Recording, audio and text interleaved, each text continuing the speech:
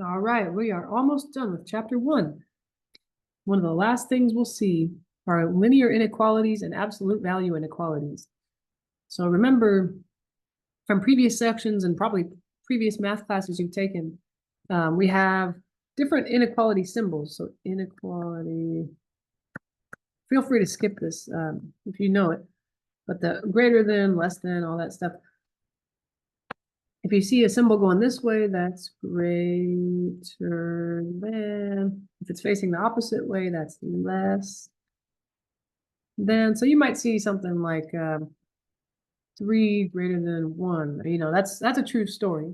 But the other way around, it wouldn't be true. You could see -2 less than 7 or something. That's true.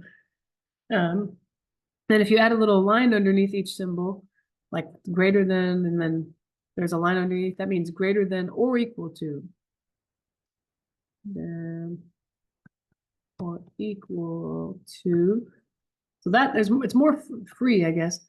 It could be like this, where 3 is greater than 1, but it could also be something like 6 greater than or equal to 6. That's true. It's not greater than, but it is or equal to, so it's true. Less than or equal to, very similar, except obviously going the other way. Less than or equal to, you got something negative, like -5, less than or equal to -4. That's true. Now, you know, think if those are positive, that's not true. If it was +5, less than or equal to +4, no. But all of a sudden, negatives make things kind of strange. Even though this number looks bigger because it's 5, it's actually smaller than 4 negative anyway. So those are the symbols. Okay, that's the main thing. But we're gonna kind of use different tools and different techniques to try to solve inequalities. So it's just like an equation. Imagine maybe there's an x involved and da-da-da, but usually with the equation, we have an equal sign. Imagine you replace the equal sign with a less than or greater than or one of those inequality symbols. How would you go about solving those?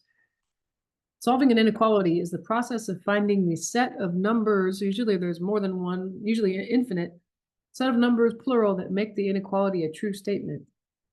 These numbers are called the solutions of the inequality, and we say that they satisfy the inequality. The set of all solutions is called the solution set of the inequality.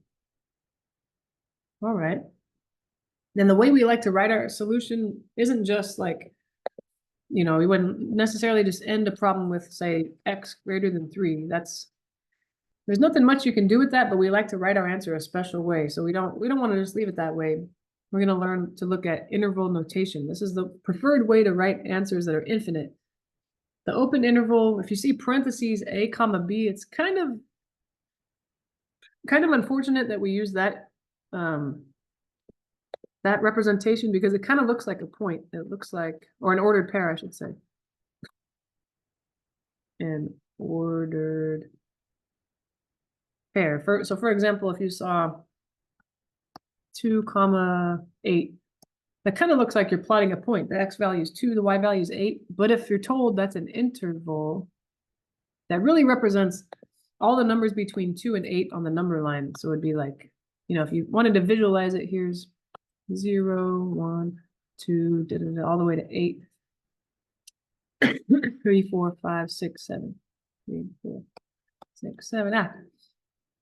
Yeah, 2, 8 with that interval, it represents all the numbers between 2 and 8. So from here, starting at 2, ending at 8, everything in between. So it's a graph, all the infinite numbers that are in there.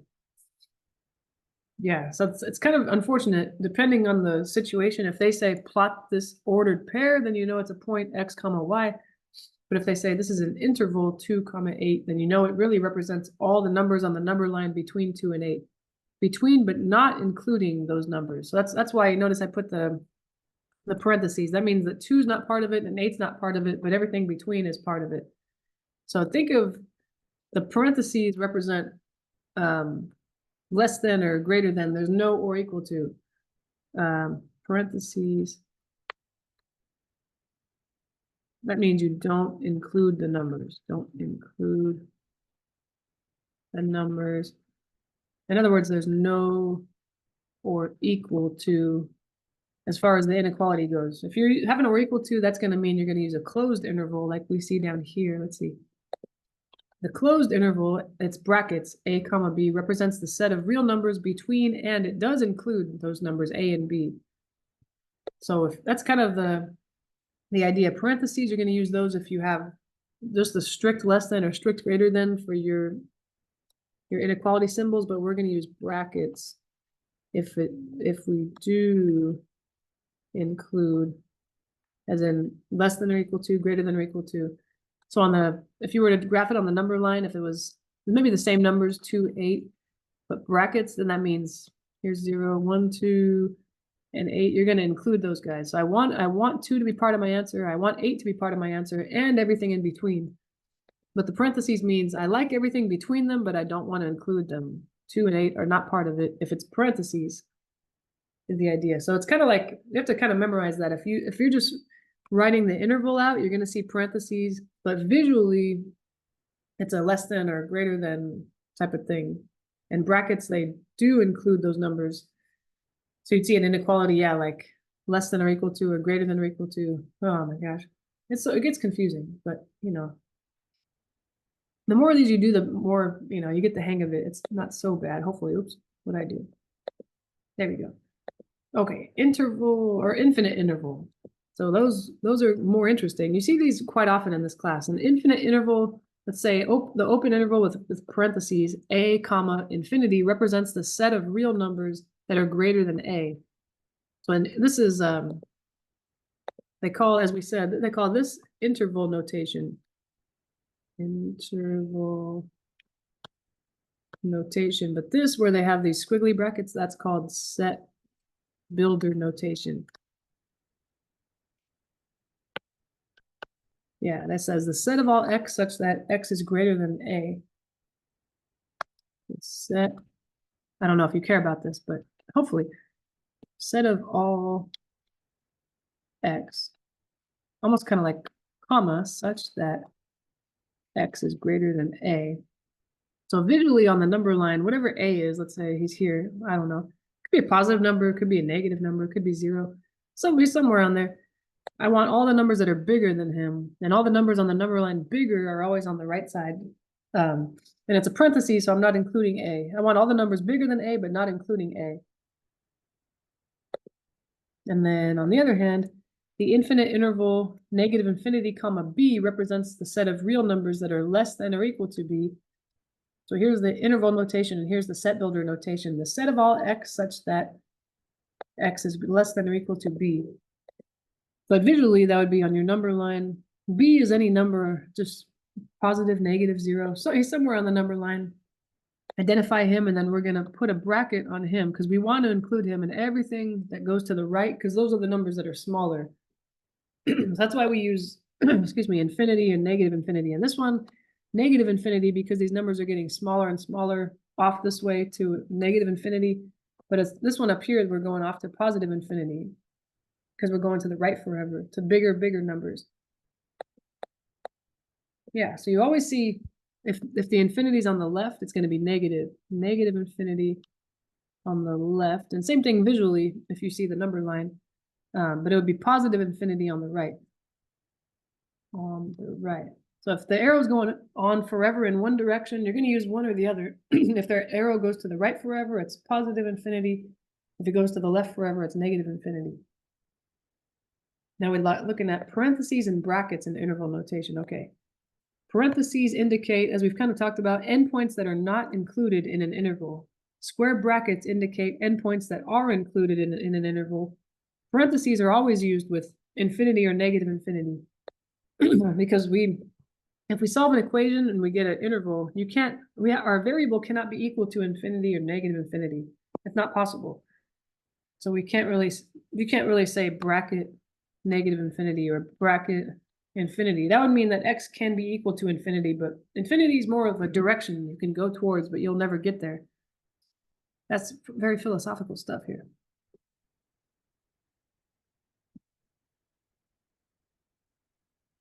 How about now? Let's try to do this example. Express each interval in set builder notation and graph. To me, I think it's easier to graph it first and then I visually see it, but it's up to you. You can, do the set builder if you want. But this is all numbers between -2 and 5. So just on the number line, I find -2, there he is. And -2 had a bracket on it, so I got to keep that in mind. There was a bracket on -2, and then 5 had parentheses. So I'll just match those on the number line. And then 5, here you are, parentheses for you. And I want everything between, because that's what set builder notation means. It means these are kind of the left and the right limits of what I want. -2 is the smallest and 5 is the biggest, but I want everything between them as well. And then set builder, kind of like we saw on the previous page, it always looks like squiggly bracket X, vertical bar that represents such that. This is saying that it's kind of like the squiggly bracket means the set of, and then the variable that comes next is what we talk about, all X. And then this vertical bar means such that, or in other words, kind of what's about to come or what's following is my stipulation. I don't want all numbers X. I want all numbers that have this property that I'm about to say. X is between 2 and 5.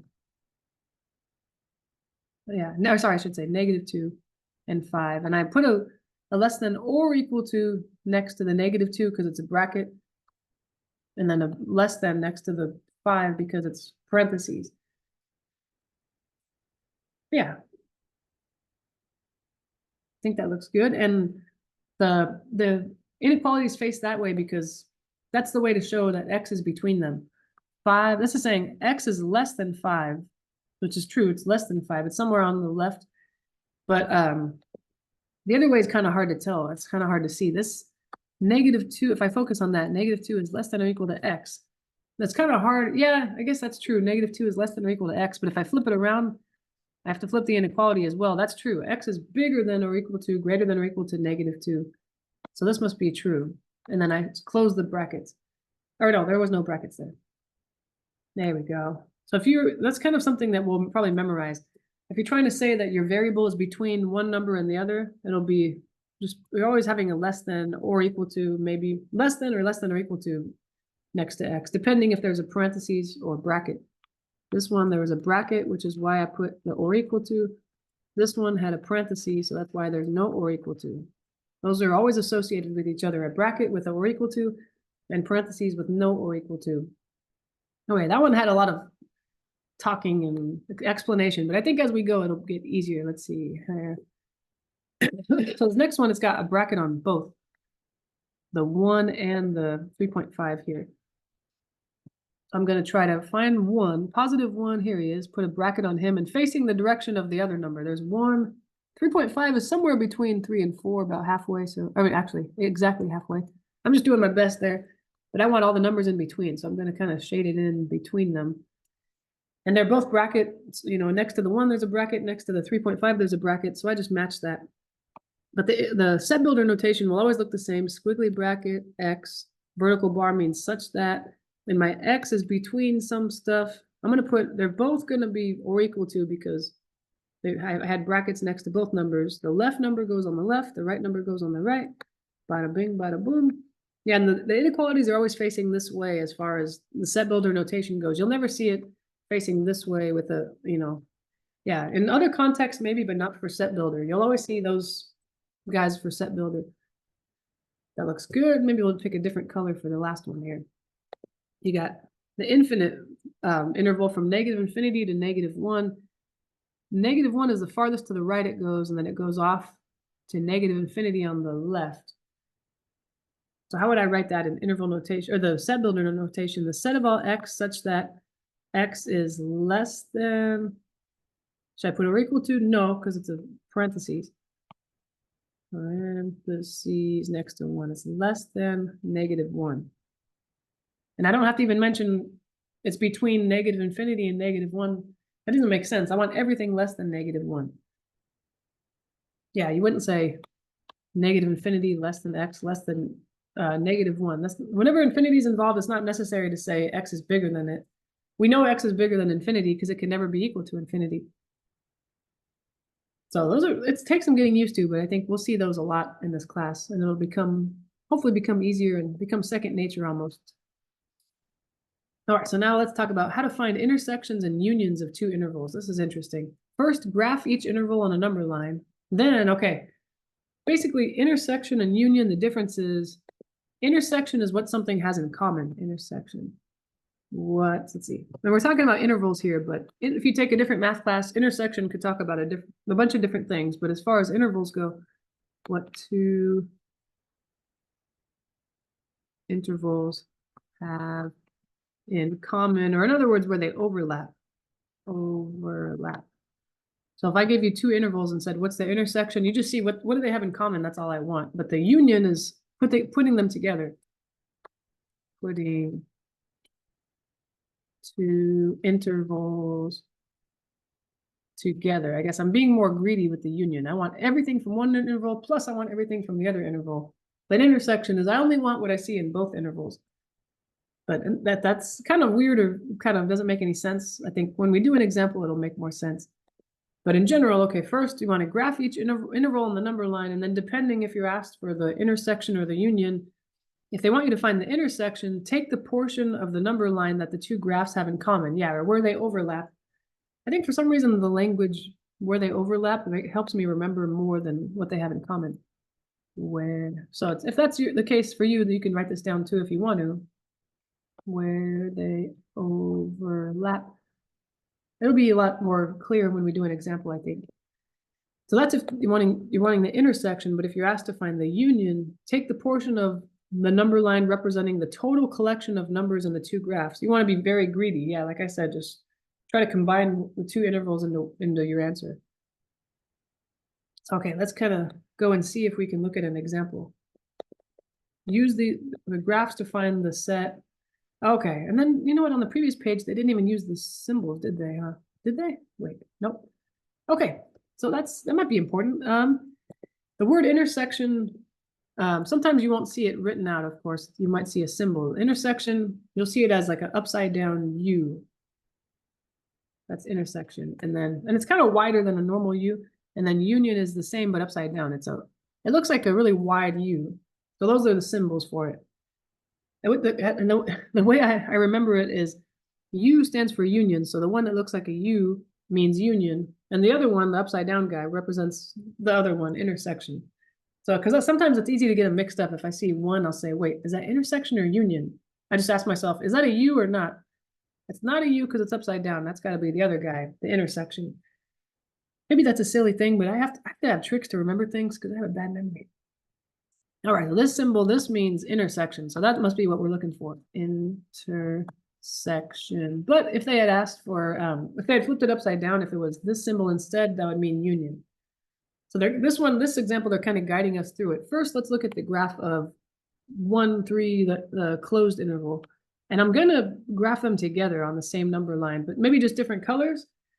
But if you have, at your disposal, you only have one color, like a pencil and nothing else, you can always plot them on two different number lines. Or just, yeah, we could plot them above each other. And I guess to make sure I can see where they overlap and all that, I definitely want to make these number lines, the numbers match up. The first one, though, between 1 and 3, I want bracket 1 to bracket 3. Everything between and including, because that's what bracket means. I'm including 1, I'm including 3. And now I'll try to do the same. You can just graph the next one, this guy down here. You can graph them right on top of the other one, but it's probably easier, like I said, if you have a different color pen so you can see the difference.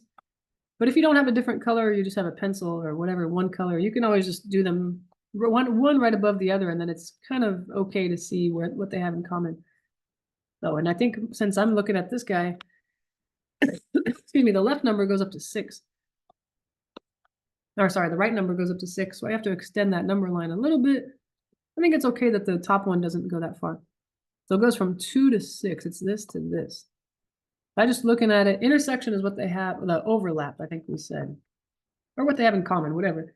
But between the two graphs there, it looks like they have in common definitely nothing between 1 and 2, because only the top graph contains anything in between 1 and 2. This guy's got nothing between 1 and 2. So they start overlapping at 2, and I'm not going to include 2 because although 2 is included in the top graph, it's not included in the bottom graph. It's an open or parentheses. That means 2 is not included. That means it's not common between the two graphs. And then where do they stop sharing common stuff? It's at this 3 here. So from 2 to 3, and I know the bottom graph goes past 3, but the top graph stops at 3. I want to look for what they have in common or where they overlap. And then I have to ask myself, should I put a parenthesis or a bracket on 3? This time I can put a bracket because 3 is in both of them. There's a bracket on 3 on the top, and 3 is inside the interval of the second one. So that's kind of a weird one. It's kind of, it looks lopsided, but that would be it. Numbers in both. Okay. So that would be your interval notation. That's what they wanted, but if they said put it in set builder, it'd be set of all x such that 2 is less than x, less than or equal to 3. Just again, because parentheses means no or equal to, and bracket means there isn't or equal to. So, but if you, like I said, if you happen to have different colors, that would have been a lot easier. So let me see if I, just to kind of show it. Feel free to, for sure, to bring different colored pens to the midterm or final if you want to. That's kind of a good idea. I've seen people bring, highlighters or whatever. It kind of helps you visualize things, and plus it kind of makes it more fun. Maybe that's a nerdy thing. I don't know. So I could have done these on the same graph. Let's see. I'm going to just kind of copy this graph. So it went from 1 to 3. Okay, and those brackets 1 to 3. And I want to shade everything in between them. And then the second graph, it was the kind of the purplish, whatever pinkish color between 2 and what was it? It stopped at 6. Is that 6? Yeah.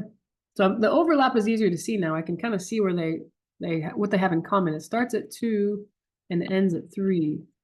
You know what I mean? So it's totally up to you. You can do 2 separate graphs. Just as long as they kind of look like they're lining up, you probably should be okay seeing what they have in common. But graphing them together makes it a lot easier to me.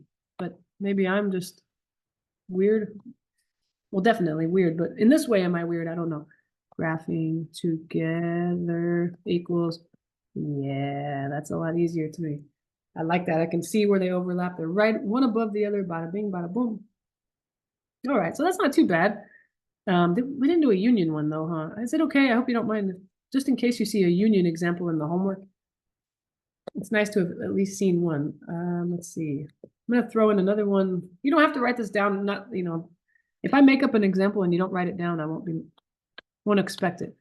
How about find, how about here's a bracket, -1 to 5, parentheses with a union symbol, brackets, blah, blah, blah,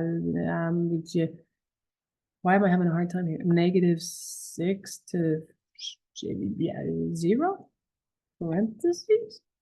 I don't know. Then if and if you feel really comfortable with this and you know the answer, you could just write the answer. You don't have to even graph it, really. I don't know. You might have seen this before, or just some people are really good with spatial reasoning. They can kind of imagine it in their heads and just come up with the answer. If that's you, that's awesome, and you're very lucky. All right. I'm going to kind of do something similar. I'm going to say this first interval, I'm going to graph in orange. Okay, put some numbers here. I'm lazy and I just put the numbers I need, really. I don't need to go that far out to the right, do I? Maybe just 5. The biggest number I see is 5. And then off to the left, I need to go as far as -6. There's -1, -2, 3, 4, 5, 6. And sometimes I don't fill in the empty ones, whatever. Okay, so starting at 5, I have parentheses on him. Oh, there it goes, disappeared. And then it goes to -1 with a bracket. That's my orange graph. All right. And then I'll color code the other one, whatever, color green maybe. Just for funsies. Okay, you, my friend, green guy, you are going from -6 with a bracket, because I see a bracket next to him, stopping at 0. There you are, my friend. Hey, where'd that go? There we go. They don't, oh yeah, I was trying to think of overlap. I'm not looking for overlap. This is union. Union means is put both graphs together. In other words, they're working together. How much between them, the green and the orange put together, how much ground do they cover? The very left, I mean, off to the left, as far as I can see, the furthest the green or the orange goes is -6. And then I'm kind of scanning as I go. Okay, -6, there's green. Here, the orange starts taking over. Orange says, I got you, green, don't worry. And then, okay, it's covering the space, but it stops being covered. The space stops being covered at 5 with a parenthesis. But between -6 and 5, I see green or orange, sometimes both, sometimes one or the other. but you're putting them together. I'm going to try to be greedy. I want to take everything that the green covers, everything the orange covers, plus everything they cover together. So that would be the interval notation. And then if they ask for set builder, it'd be the set of all x such that the left number, -6, less than or equal to, because there's a bracket on -6, is less than or equal to x, which is less than 5, no or equal to on the 5 because he has a parenthesis. Yeah. So kind of weird, but it kind of takes some getting used to. It's weird, but it does for sure help me to see the visual, like the graph of the inequality on the number line. Oh my gosh. To me, I don't know how people do it without that. It helps so much for me. But everybody's different, you know, different kind of learners, visual learner, all kinds of kinesthetic and blah, blah, blah. Okay. Solving linear inequalities in one variable. All right. Now, what if I wasn't just trying to graph it or come up with what the interval is? What if I have to actually solve an inequality? A linear inequality in x can be written in one of the following forms with a not equal to 0. Yeah, I guess because if a is the coefficient of x, if a is equal to 0, then x disappears too, and this is no longer something to solve. We want to just make sure x doesn't disappear. It either looks like ax plus b, which is kind of like mx plus b, less than 0 or greater than 0, or less than or equal to 0, or greater than or equal to 0. It's one of those things for sure. Okay, in general, when we multiply or divide both sides of an inequality by a negative number, the direction of the inequality symbol is reversed. So got to keep that in mind. Let's say, I'm just going to give you a very simple example just so it's easy. If you have -2x is less than 8 or something, and they want you to solve that, solve. The idea is you can kind of treat that inequality symbol, the less than, the greater than, less than, if it was less than or equal to, if it was greater than or equal to, doesn't really matter. Whatever it is, treat it like an equal sign, except if you, like they said, if you ever divide both sides or multiply both sides by a negative number, you have to reverse the direction of the inequality symbol. So in this one, if I solve this, imagine, you know, kind of imagining this is like an equal sign. You know, I can kind of treat it the same way. How would I solve that for x? I would divide both sides by -2. So I'll do the same thing here, divide both sides by -2. But now I'm doing what we described here. I'm either multiplying or dividing, in this case, dividing by a negative number, which means I have to not only kind of simplify both sides, I have to flip the inequality. It was a less than, but now it's a greater than. So that's what I would say is you can, maybe I'll make a little note here. You can treat an inequality like an equation. So just imagine the less than, the greater than, or whatever the symbol is, was an equal sign. But remember this rule that, you know, if you ever multiply or divide by a negative number, you have to flip the inequality. But it's a lot of times you solve an entire inequality and you never had to divide or multiply by a negative, so the inequality symbol just stays exactly the same. This one, it might, maybe it will, maybe it won't. Let's see. So again, I want to think of this as if that less than or equal to is just an equal to 2 minus 3x. I'm going to treat it the same, but I got to keep in mind, what would I do? Or if I ever divide or multiply by a negative, I got to flip it. First thing I would do is move this 2 over, because I'm trying to isolate x. This is like my equal sign. I move the 2 over, and now I'm left with -3x. Even though well, let's see, 5 and -2 makes 3. Even though I did something with a negative, I didn't multiply or divide by a negative. Subtracting, like I did there, doesn't count. It's only if you multiply or divide by a negative number, then I have to flip it. So far I haven't had to flip it, but right now I think I will, because in order to solve for x fully, I have to now divide both sides by that coefficient, which is a negative. Now I need to flip that inequality. Yeah, so keep in mind, this guy's going to switch. He was a less than or equal to. Now he's going to be a greater than or equal to. The left side is now just x, greater than or equal to, like we said. 3 divided by -3 is -1. There we go. So it wants us to solve it. We did that. Now, graph the solution set on the number line. That's kind of what we've been preparing for earlier in this section. So -1 on the number line. Here you are, my friend. Excuse me. I want all the numbers that are greater than or equal to -1. The numbers that are greater on the right side. So they go that way and they don't end. The interval notation is starting at -1, goes to infinity, because that's what that arrow means. He's going to infinity. And in set builder notation, you could just say the set of all x such that exactly the inequality. Kind of depends how they want the answer, but I'm pretty sure they're going to ask for the interval notation. That's going to be the one they want. They'll say solve it and put your answer in interval notation in the homework. Yeah, so like I said, I think solving inequalities is not so bad.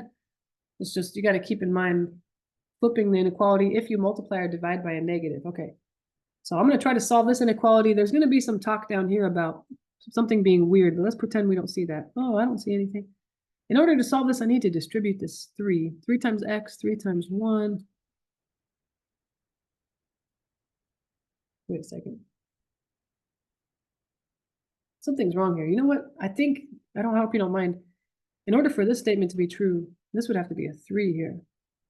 So please, sorry about that. It was kind of messed up to begin with. Let's change this to a 3. Okay, sorry about that. So I am going to distribute the x on the left side, but this 2 should have been a 3 all along. I'm sorry. Right? Oh, no, never mind. Oh my God. I mean, oh my goodness. Why am I so crazy? Forget all that. You don't have to change anything. I'm losing it. I'm losing it. I was thinking this was like an equation. This is an inequality, so we're good. Okay. All right, so what if I were to try to solve this? This is the first time in this section we've seen this. I have x on both sides of the equation. That's a problem. I need to get everybody together. Let's say I'm going to move the x's to the left. So this guy, you're going to move over here with your friend. And then the numbers that don't have x are going to move to the other side. All right, but in order to move this 3x over, I need to subtract him. And in order to move this 3 over, I'm going to subtract him. So this one disappears, this one disappears. But then on the left side, if there was an x term left, this would be my answer. But 3x minus 3x is 0, greater than. Now all that's left on the right side is 2 minus 3, that's negative 1. So since x disappeared, x, not like disappeared as in all of a sudden he vanished, but I did something to make him disappear. And I followed the rules, though. I didn't do anything weird that wasn't supposed to happen. And I was left with a true statement, with a true statement. Then I like this one, 0 is greater than negative 1. Yes, that's true. When that happens, that means that the original inequality is true always. No matter what you put for x there, it's always going to be true. You don't see that very often. That happens only when you try to get your x terms together and then they just disappear. But that's only going to happen if they have the exact same coefficient. You kind of might have seen that coming. You see, when I distribute this 3, I'm going to get 3x. This side has a 3x. If both sides have a 3x and I try to get them together, they're going to disappear. But that inequality is true for all values of x. So the solution set is a set of all real numbers. Any number you want to put in there that's real can go in there and be a solution. In interval notation, the set is negative infinity to infinity. That pretty much means the entire number line. Anything on the number line is a solution. In set builder notation, the solution set is squiggly bracket x such that x is a real number. So sometimes that happens. It's not very often. Now we'll look at solving a compound inequality. By compound inequality, they're saying this is weird, but there's 2 inequality symbols. But it's kind of like the ones we saw above, even though x was all by himself in those ones. This means this stuff is trapped between them. 2x plus 3, it's bigger than 1, but it's smaller than 11. So that's kind of what it's saying. 2x plus 3 is between 1 and 11. But kind of what we'd want to know, yeah, that's nice that 2x plus 3 is between 1 and 11, but I kind of would rather see x is between blah and blah. That's what I want to know. So when you're given something like this and you want just to see what x is, where can x go? It's weird, but almost think of these as there's two equal signs here. That's kind of the idea. These are like two equals signs. You know how we said we want to kind of treat the inequality like an equal sign? So we have to, we must add, subtract, whatever we need to do to solve for x. Add, subtract, multiply, divide.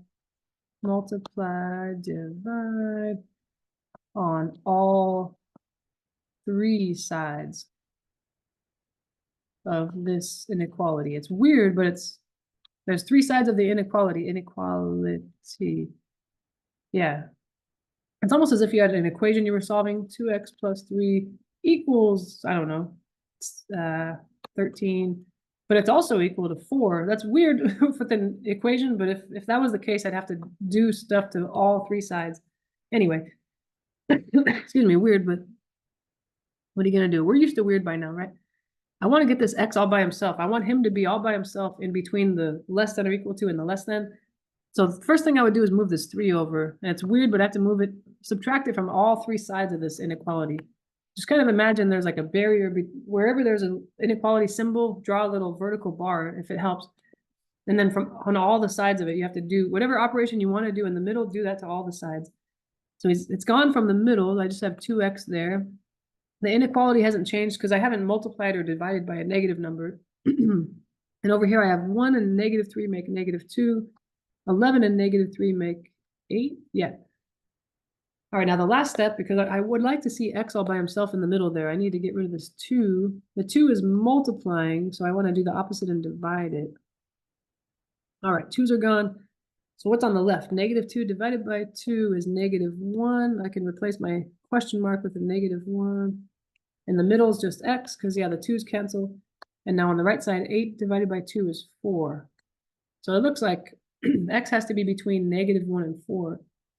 So they want us to solve it. So that would be your solution, and then graph it on the number line. Between negative, I know I'm really lazy. I just say there's -1, there's 4. You know, you could fill in the details in your imagination, everything. What's between them? 0, 1, da, da, da. I got an or equal to next to -1, so I'm going to put a bracket. But there is no or equal to next to the 4, so he's going to have a parenthesis.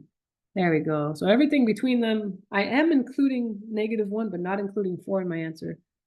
And if they didn't ask for it, but if I wanted interval notation, it would be everything from -1, bracket because I'm including -1, up to 4, but parenthesis because I'm not including that. And then in set builder notation, it would be pretty much the set of all x such that, and then plop your answer down in here. -1 less than or equal to x less than 4.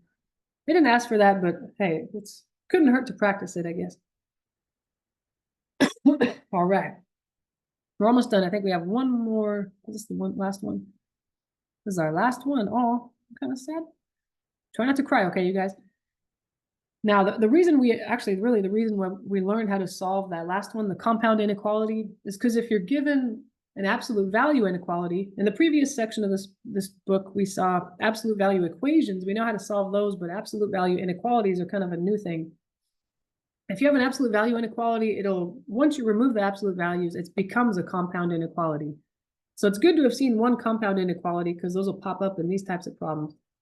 Okay, if they say u, but it's just stuff in the absolute value. So in this example down here, the u is this thing, 6 minus 3x, but it's some kind of variable expression, a variable with some numbers adding or multiplying or whatever.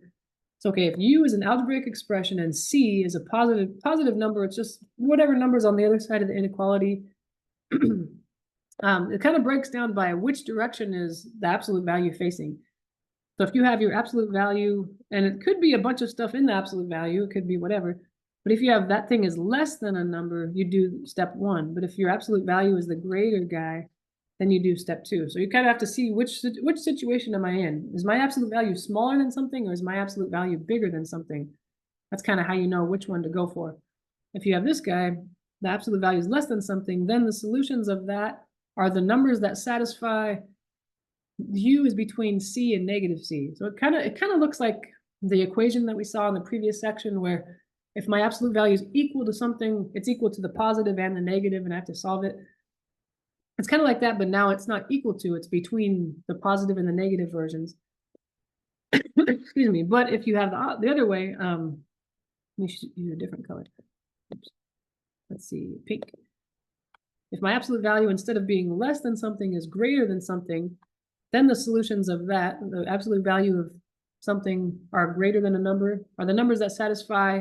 This is where you can't write it as one compound inequality. You have to write it as two different ones. Either u is less than -c or u is greater than c. So that, and then as they say down here, the rules are valid if less than is replaced with less than or equal to, and greater than is replaced by greater than or equal to. So the stuff that I've highlighted in blue, if you just replace all those less thans with less than or equal to, it's still true. And then the stuff in pink, if you replace all the greater thans with greater than or equal to, it's all true also. So it doesn't really matter if there's an or equal to. It's all about which is the absolute value less than or greater than a number. Then that's how you choose your situation. And then just this is for me, I feel like understanding why something is the way it is helps me remember it. If I don't understand why something is the way it is, my brain doesn't really want to remember, and it makes it harder to remember. But I guess if you're given the absolute value is less than a number, remember absolute value is the distance from zero. Excuse me. This is saying the distance on the number line, I should say, line, whatever's in the absolute value, I guess, u, whatever the heck that is, to 0 is less than c. In other words, u is closer to 0 than c, which is kind of hard to imagine, but if I'm graphing it on the number line, let's say here's 0, and then c. C is just some number. You can make up whatever you want, like 5. Okay, let's say this is 5. I'm just going to call it c though. And on the other side, there's a negative of him the same distance away. Pretend like that's the same distance. If they say that the absolute value of u is less than c, that means u is somewhere between c and negative c, because the distance from u is in here. Because the distance from u to 0 is less than c. That means it has to be somewhere in there. The distance is less than, which is why you get this compound inequality where u has to be between c and negative c. That's the idea of why you get that compound inequality. But on the other hand, step 2, if your inequality was a absolute value of u is greater than, that means that the distance on the number line from u to 0 is greater than c. So in other words, u is farther to 0 than c, or farther from 0? I don't know. So on a number line, let's say here's 0 and I'm trying to find u. Where's u? Well, he's further away from 0 than c. That means if this is where c is, I don't know what c is, but let's say there he is. U has to be farther away, so it has to be either way the hell out here, heck out here, or way the heck out here. And those aren't touching each other. Those are two different intervals. So that's why we have to say these two intervals. Either u is less than negative c, that represents this left portion. It's way off in the left field, or u is greater than c, which would be over here. That's kind of why the two situations are different looking. One is a compound inequality because you just end up with, you're in this interval somewhere between c and negative c. But if your absolute value is greater than a number, then you're either way off in this negative area or you're way off in the positive area. And those have to be treated separately. So it's kind of the reason why we have these. In the first situation, it's one compound inequality. In the second situations, it's just two little inequalities because the graph would have two different pieces that are far apart anyway. If you care, that helps me remember it for some reason. I can remember it easier. Okay. I think this is our last example. So this is what we'd have to do. We don't see this very often.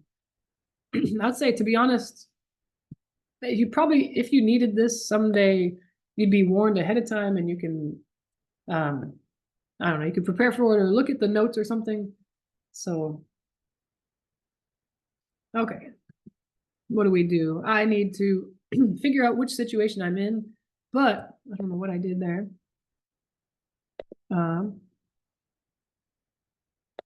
But I have the inequality kind of on the wrong side. So this is a good time. I don't know if we've spelled this out yet. I don't think I remember saying this, but I have a bad memory. If you want to switch two sides of an inequality, because usually we see, like in the previous page, we saw u greater than c or u absolute value less than c. I'm trying to figure out what situation I'm in, but the absolute value is on the wrong side of the inequality. I like to see it on the left. So if you want to switch, you want to switch sides of an inequality, we must flip the inequality symbol as well. We must flip the inequality symbol. Yeah, because right now it does say less than, but it's the numbers less than the absolute value. So it's not really this situation. It's maybe the other one. So I'd like to see the absolute value on the left side and then the 18 on the right side. But that would mean I'd have to flip the inequality the opposite. Now I can kind of assess which situation I'm in. At first, it looked like the one I boxed over here, but it's actually this one. I have an absolute value greater than a number. So that means I'm in situation 2, the second situation. This was situation 2 from the previous page. This was situation 1. I'm in situation 2, which means I need to split this into 2 inequalities. One where I say 6 minus 3x is how they phrase it. I don't want to do it differently. I want to, yeah, okay. First, they say that thing is less than the negative version of this, or within absolute values, I keep the inequality the same and the number the same. So in one of those situations, either within absolute values is the opposite, less than the negative version of this number, or it's exactly the same inequality greater than the same number. So I end up having to solve these 2 inequalities, which isn't so bad. It's almost the same steps. There's nothing really going on in the middle here. That's just for the word or. He's got his own space because he's a special guy. All right. If I want to solve these inequalities, I'm going to first subtract 6 over to the other side of the inequality. And I'm just going to follow along with this guy. There's 2 inequalities to solve here, but the steps are going to be the same. 6 is gone. Okay, who's left? Negative 3x. Now I've got a less than. Negative 18 and negative 6 makes negative 24. Is that what I wanted to do? Oh, yeah. Now these are gone. Negative 3x greater than 18 minus 6 is 12. All right, one more step. I just need to divide both sides of these inequalities by the coefficient of x. Negative 3. Everybody gets a negative 3. So it's going to be some inequality or some other one. Okay. X is, and I divided by a negative, so I got to remember, flip the inequality. Flip the inequality symbol, I should say. Well, yeah, because I just divided by a negative, which is the only way I need to remember to flip it. So it's no longer x less than, it's x greater than. Negative 24 divided by negative 3 is 8. So that's part of my inequality. Or what do we got here? Again, I'm dividing by a negative number, so I got to flip this inequality. He's backwards now. Flip inequality. And that's 12 divided by negative 3, that's negative 4. So those are my 2 intervals.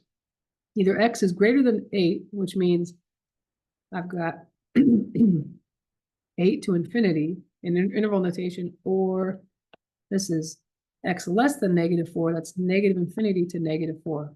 So I'm either in one of those areas. So it's, let's say this is 8 and this is negative 4. I'm somewhere off here or somewhere way off here, because all I knew was that the distance from my number to 0 was something large. It was bigger than blah, blah, blah. So I think that might be it. Oh, there's the graph. It was, well, I don't know why I graphed it way up here. 5, 6, 7, 8. So it was somewhere over here or negative 4. Yeah. I think that's it. Okay. That was a lot, but again, I would think you would have a warning. If you're going to see one of these on a midterm, I would warn you, and you can write some notes on your 3x5 note card. So don't maybe necessarily worry about memorizing these steps. Just if you were given an absolute value inequality, if you had these steps in front of you, would you know how to solve it? Would you know which situation you're in? You know, I would say don't necessarily, you don't have to memorize this stuff if you don't want to. It's, yeah. If it's on the midterm, I'll warn you, and you can write the information on your note card and stuff. Yeah, but that's it. We're done with chapter 1. Now moving on to bigger and better things in chapter 2.